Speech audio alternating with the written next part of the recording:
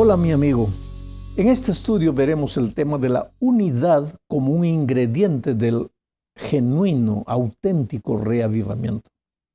No se puede hablar de una iglesia bajo el control del Espíritu Santo sin hablar de la unidad. El tema central de la oración intercesora de Cristo, registrada en el capítulo 17 de Juan, es la unidad. Ahora dime una cosa, ¿por qué crees que Jesús eligió el tema de la unidad como el tema de su última oración? Dicen las personas que las últimas palabras de alguien antes de morir resumen lo que esa persona consideraba lo más importante.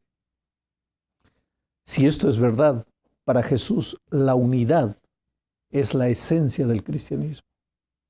Fue el tema de su última oración. No se puede hablar de vida cristiana y mucho menos de reavivamiento sin hablar de unidad. En su oración Jesús dijo lo que está registrado aquí en San Juan capítulo 17, versículos 20 y 21. Mas no ruego solamente por estos, sino también por los que han de creer en mí por la palabra de estos, para que todos sean uno como tú, oh Padre, en mí y yo en ti, que también ellos sean uno en nosotros, para que el mundo crea que tú me enviaste. Hay que tener en cuenta que esta oración no fue solo en favor de sus discípulos de aquellos tiempos, sino también por los que han de creer en mí por la palabra de estos. O sea, Jesús oró también por ti. En aquella ocasión oró por ti y por mí. Y en su oración estaba también incluida la iglesia del tiempo del fin. Ahora, hay una segunda idea involucrada en esta oración y es el hecho de que la unidad de la iglesia es un factor decisivo para que las personas conozcan el poder transformador de Cristo. El texto dice que también ellos sean uno en nosotros para que el mundo crea que tú me enviaste. Eso es lo que dijo el maestro. ¿Sabes? Es muy humano pensar que el poder de Cristo se manifiesta solo en la transformación de un delincuente, de un drogadicto, de un ebrio. Pero ¿qué con relación a un corazón orgulloso que no se rinde a Jesús, que no acepta pedir perdón al hermano? La iglesia de Dios en esta tierra es como un jardín. Hay flores de los más diversos tipos. Existen gladiolos, margaritas, jazmines, rosas, tulipanes, etc. Cada flor con su color y su forma particular. Lo mismo sucede entre los miembros de la iglesia. El Señor nos creó con personalidades y características variadas, diferentes, diversas. Necesitamos aprender a convivir de manera que nos edifiquemos juntos uno al otro. Que cada uno supla las carencias del otro. Y esto no solo entre las personas individuales, sino también entre las culturas variadas de nuestro planeta, porque somos una iglesia mundial y cada región del mundo tiene su particular manera de ser. Bueno, Jesús anhela que esa iglesia mundial sea una sola, así como Él y su Padre son uno solo. ¿Cómo es que funciona la unidad de Dios? Bueno, Padre, Hijo y Espíritu Santo son uno en propósito, pero son tres personas distintas. Podemos ser así como iglesia nosotros, un en propósito, a pesar de que cada uno tiene su personalidad diferente. Bueno, si le permitimos a Dios hacer las cosas, en esto, dice el texto bíblico, se manifestará el poder divino y el mundo entonces sabrá que Jesucristo es Dios, capaz de transformar a un delincuente que a vista de todos es malo y capaz también de transformar a un orgulloso que a vista de todos es bueno y hasta parece santo. En la segunda parte de este estudio veremos dos ilustraciones presentadas por Pablo y Pedro que arrojan bastante luz sobre la manera como se desarrolla la unidad en la iglesia de Cristo. La primera ilustración es dada por Pablo en su primera epístola, a los Corintios, capítulo 12. Allí Pablo compara a la iglesia de Dios como a un cuerpo. ¿Sabes? El cuerpo está formado por diferentes órganos, pero la cabeza, dice Pablo, es Cristo. Quiere decir que en la iglesia hay lugar para todos. En un cuerpo todos los órganos son importantes, unos más y otros menos, pero todos contribuyen al bienestar del cuerpo. Unos aparecen, otros no, pero todos cumplen su función para que el cuerpo alcance sus objetivos. Y todos siguen las órdenes de la cabeza, que es Cristo. Bueno, así debería funcionar en la tierra la iglesia de Cristo. Todos y cada uno con su característica particular, ayudando al cuerpo a cumplir sus objetivos. Nadie sintiéndose superior al otro. Y tampoco nadie queriendo hacer las cosas separado del cuerpo. Pedro también tiene una ilustración.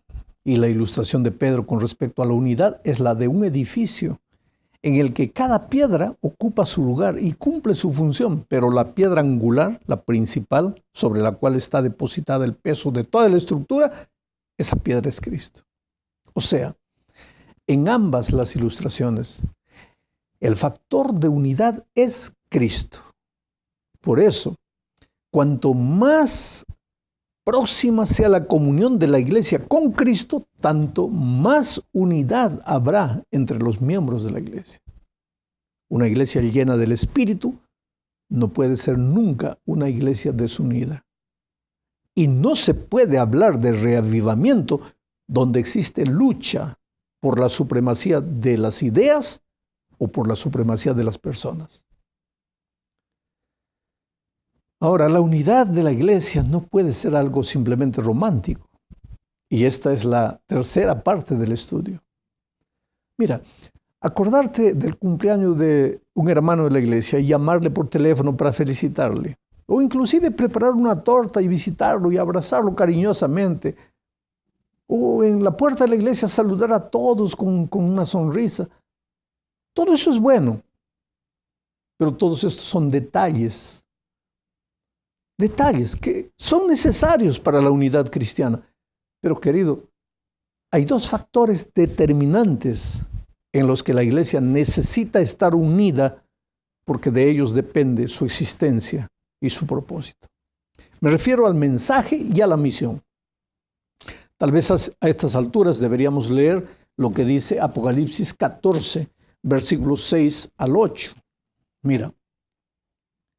Vi volar por en medio del cielo a otro ángel que tenía el evangelio eterno para predicarlo a los moradores de la tierra, a toda nación, tribu, lengua y pueblo, diciendo a gran voz: temed a Dios y dadle gloria, porque la hora de su juicio ha llegado, y adorad a aquel que hizo el cielo y la tierra, el mar y las fuentes de las aguas. ¿Sabes que esta es la esencia de nuestro mensaje? El movimiento adventista nació en el escenario profético para anunciar al mundo el evangelio eterno en el marco de la creación y del juicio investigador. El evangelio que la iglesia adventista predica no es un nuevo evangelio, es el evangelio eterno, porque en Dios no hay mudanza ni sombra de variación. Pero ¿qué es el evangelio para el tiempo del fin? ¿Qué significa eso? ¿Por qué tiene que ser anunciada la hora del juicio? Porque Apocalipsis dice que Dios levanta el ángel justamente para predicar el evangelio en el contexto del juicio. Este es nuestro mensaje proféticamente, querido. Dios levantó un pueblo para anunciar al mundo la hora de su juicio. Ahora, olvidarnos de predicar el evangelio en el contexto del creacionismo y de la hora del juicio sería hacer como aquel mensajero que corrió y cuando llegó no sabía por qué había corrido, porque no sabía qué es lo que tenía que hablar. El segundo factor importante es la misión. Nota que el ángel aparece en el escenario profético para, entre comillas, ¿para qué? Para predicar el evangelio eterno. La preposición para define la razón de la existencia de la iglesia. No estamos en este mundo solo para reunirnos una vez por semana, cantar, orar y comunicar juntos. Todo eso es parte de la vida de la iglesia, pero no podemos olvidar que somos el pueblo que Dios levantó en la historia para anunciar el último mensaje al mundo. ¿Sabes? La iglesia primitiva estaba unida en la urgencia de su misión y en la pureza de su mensaje. Ambas cosas y su experiencia personal con Cristo hicieron de la iglesia apostólica una iglesia vibrante, fervorosa y unida. Necesitamos saber una cosa: si hoy el enemigo quiere destruir la unidad de la iglesia, lo va a hacer atacando estos dos asuntos, el mensaje y la misión. Jamás podemos pensar que el mensaje pasó de moda y tampoco podemos distraernos con tanta cosa que nos olvidemos que nuestra misión es terminar la predicación del Evangelio en este mundo. Bueno, vamos a la cuarta parte de este estudio. Aquí vamos a hablar un poco de la organización o la estructura de la iglesia. Al revisar el libro de los Hechos de los Apóstoles, vemos claramente que la iglesia apostólica tenía una estructura organizacional. No, claro, la de hoy, pero era una estructura.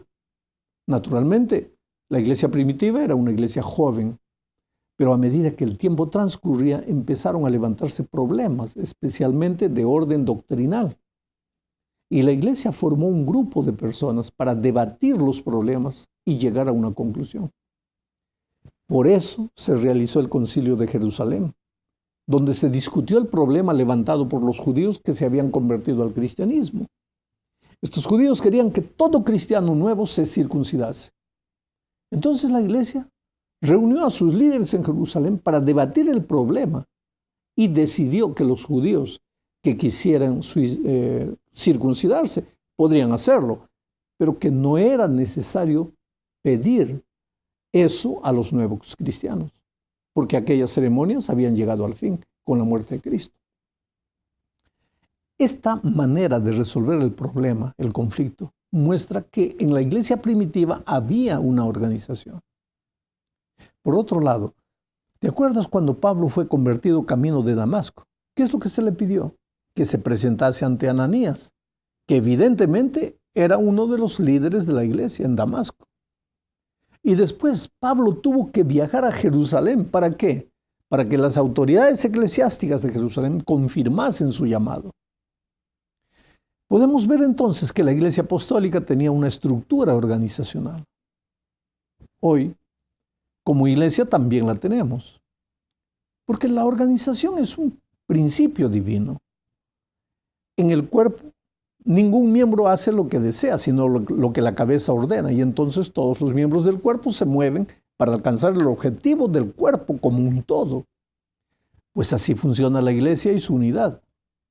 Por eso decir que alguien ama a Jesús, pero no quiere saber nada con la organización, no, eso es una incoherencia, no tiene sentido. O querer estar en el cuerpo de Cristo, pero hacer lo que quiere, también no tiene sentido. Pablo dice, así que porque el brazo dice no soy del cuerpo, por eso no es del cuerpo, no, sigue siendo. Este es un asunto que tenemos que entender, porque la unidad también tiene que ver con la organización de la iglesia, con la estructura de la iglesia. Tú no puedes tener una iglesia unida donde no hay una estructura, donde no hay una organización. Bueno, llegamos al fin de este estudio. Aquí hablaremos de la unidad, pero diremos que la unidad no es un don que cae del cielo sin participación humana. La unidad es un don del Espíritu, claro que sí, pero hay algunas cosas que tenemos que tener en cuenta si queremos que la unidad sea una realidad en nuestra vida. Primero, el Espíritu no da la unidad por la fuerza a nadie. Él trabaja en mí, en mi corazón, para concientizarme de las cosas que debo hacer. Por ejemplo, reconocer en qué fallé, corregir mi actitud, pedir perdón a mi hermano si necesario fuere. El Espíritu no me obliga, solo trabaja silenciosamente en mi corazón. En segundo lugar, yo tengo que aceptar el trabajo del Espíritu en mi vida. Tengo que usar la libertad que Dios me dio para permitir que el Espíritu me hable, porque si no deseo oír su voz, pues corro el peligro de endurecer mi corazón, cometer el pecado contra el Espíritu Santo. Tercero, la unidad es un proceso, porque el crecimiento es un proceso. Nadie crece de un momento para otro. El crecimiento es día tras día, mes tras mes, año tras año. Y así es en la vida física y claro que también lo es en la vida espiritual. Así crece también nuestra relación con Cristo. Y cuanto más cerca vivamos de Jesús, tanto más cerca estaremos los unos de los otros como hermanos. Lo que es necesario entender es algo que no me canso de repetir, porque es lo que la Biblia repite una y otra vez. La iglesia primitiva vivía una experiencia especial con Jesús porque oraba todos los días, estudiaba la Biblia todos los días y testificaba. O sea, cada miembro de la iglesia estaba empeñado en traer a alguien para Cristo. Sin estas tres herramientas, no existe comunión con Jesús. Y sin comunión con Jesús no hay unidad. Mira, una iglesia donde cada miembro no está empeñado en traer personas a Jesús, tendrá que usar su energía en alguna otra cosa. Y generalmente lo hará discutiendo y peleando sobre asuntos que a veces no tienen la mínima importancia. Pero ¿a dónde va toda la energía? La fuerza. Por eso hay que direccionar la fuerza de la iglesia para orar, estudiar la Biblia y para buscar personas y traerlas al reino de Dios. Dios te bendiga.